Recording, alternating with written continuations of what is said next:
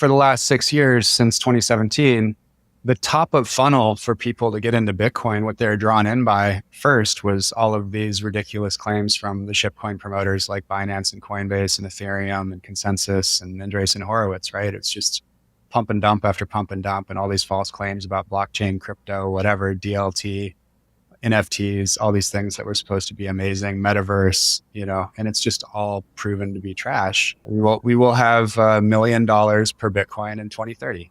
Cory Klipstein, CEO of Swan Bitcoin, reflects on Binance's downfall, CZ's plea deal, and the uncertain future of the leading crypto exchange. He suggests the legal troubles for Binance may persist, labeling CZ as Bitcoin's primary adversary in recent years. Klipstein also shares thoughts on spot Bitcoin ETF's influence and reiterates his price prediction for 2030. Binance Exchange and its founder Changpeng Zhao remain as the focus of regulatory troubles in the U.S., with both the U.S. Department of Justice and the Securities and Exchange Commission clamping down against the largest cryptocurrency exchange by trading volume. Klipstein noted that there was a significant focus on Binance, particularly following the downfall of FTX around November 2022. According to him, the collapse of FTX highlighted Binance and CZ's pivotal roles in the situation. Binance pleading guilty to money laundering and other federal charges on November 21st means it's giving up its freebooting ways. It will also pay a $4.3 billion fine, the largest in the history of the U.S. Treasury Department. Moreover, Binance founder, CEO, and principal owner Changpeng Zhao, deemed by many the most powerful individual in crypto, will be sidelined from the firm for at least 3 years after the naming of a court-appointed monitor. Klipstein highlights that the legal situation involving the SEC is ongoing and far from reaching a conclusion. There's a chance that the U.S. arm of Binance might close or undergo significant changes in ownership and management. Let's move towards the video to understand what this means for markets. Before we get started, subscribe to the channel and click the bell icon for the latest updates. I think there was a lot of new heat on Binance in the wake of the fall of FTX a year ago. It was November of 2022 that FTX collapsed. And obviously, Binance and CZ played a darn near central role in putting the final nail in the coffin there last November. And that then made a lot of the same folks that were looking at FTX start to look very closely at Binance.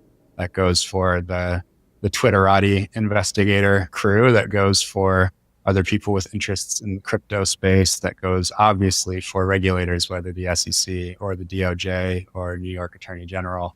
They all started to point at Binance with laser focus, and now we're starting to see the results of the work that they've been putting in over the last year.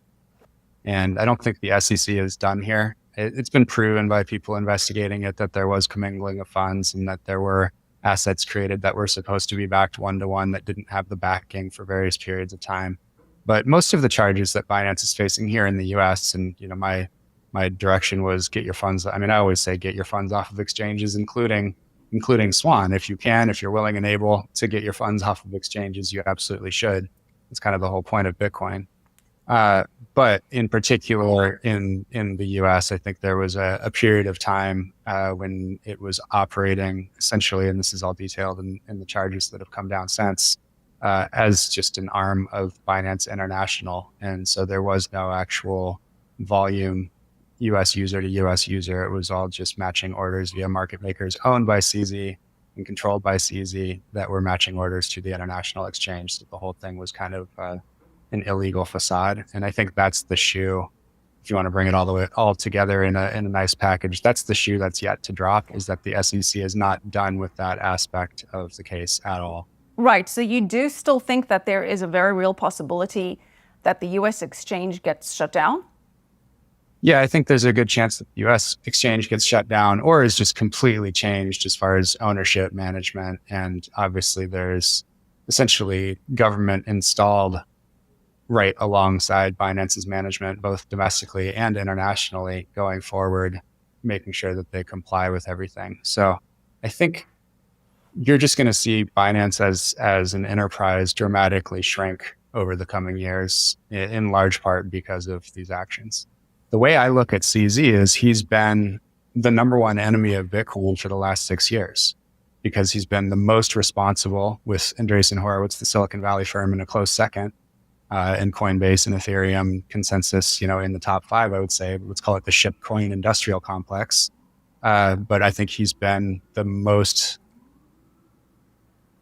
powerful actor contra Bitcoin, because all of these altcoins that he markets, that he facilitates, that he launches with his Binance accelerators and all of these token listings and contests, and trying to get people to buy these things and markets anything but Bitcoin, I think has been the reason that so many people get so confused about Bitcoin. So it's like you end up with these two camps.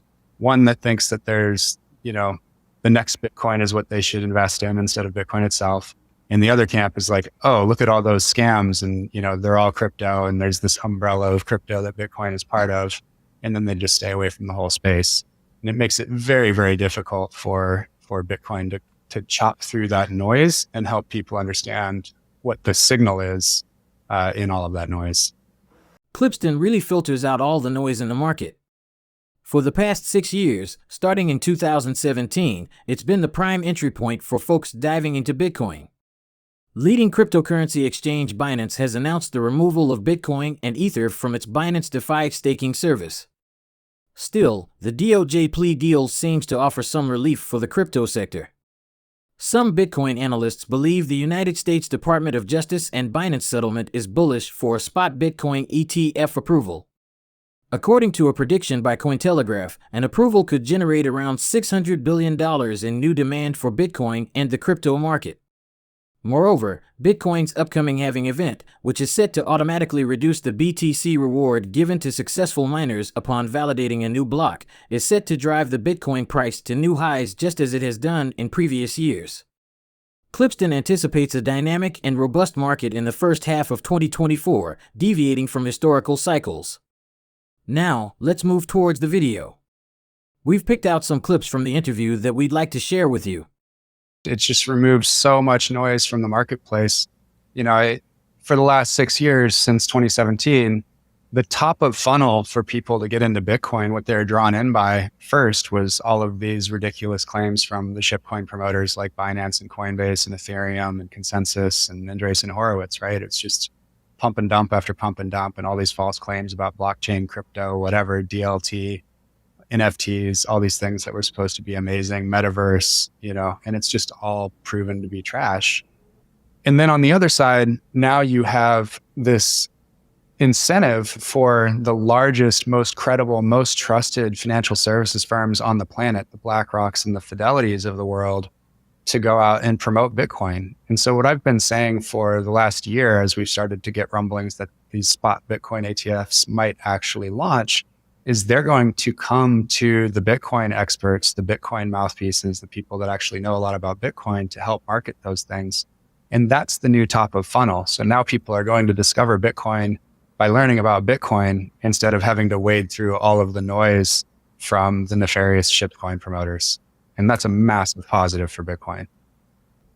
I do look at Bitcoin priced in dollars, the current global reserve currency, as the most obvious metric of Bitcoin's success. That's what shows us, since supply is fixed at 21 million, all we have is increasing demand among 8 billion humans to show us how good we're doing at driving global Bitcoin adoption. It's a monetary network, and the more value that flows into the protocol, the higher number goes. So for the price to go up, for the number go up, people, what are you expecting? It's going to be a deluge of money coming in through these spot Bitcoin ETFs. I don't want to put a number on it. I would just say, if we were thinking about a bull market, this would probably accelerate it, make it happen a bit earlier, quite a bit earlier potentially than it has in previous cycles. For anyone kind of new to Bitcoin, historically, because of the way that Bitcoin protocol issues new coins every 4 years or so, there's a lot of pressure on the price to go up a little bit after the halving, which is the same as election years, interestingly. So about 6 to 12 months after 2012, Same thing after 2016, same thing after 2020. There's been a bull market. So there've been these 3 large price spikes over the course of about a year, and spaced pretty close to 4 years apart, which has been pretty fascinating to watch. Because you would think with efficient markets and everybody being able to see this, wouldn't we just bid up the price now? But the way it interplays with Bitcoin mining, and again, the issuance rate of the currency from the protocol, we keep on seeing these bull markets. So if I were just looking at it and there were no rumors of an ETF and no expectation that they would pass, then I would be normally looking at a budding bull market toward the end of 2024 and rolling into early 2025. But I think we've already had people front running this news quite a bit. We've seen a price rise from about 25,000 per Bitcoin up to 38,000 already just in the last month and a half or so. And I think that it's very possible that we could see quite a ridiculous first half to 2024, which would be way out of band for what has happened with Bitcoin according to historical cycles.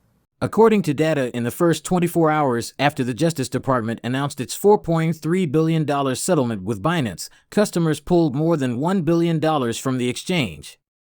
Liquidity also dropped 25% in the immediate aftermath of the announcement as market makers pulled back their positions.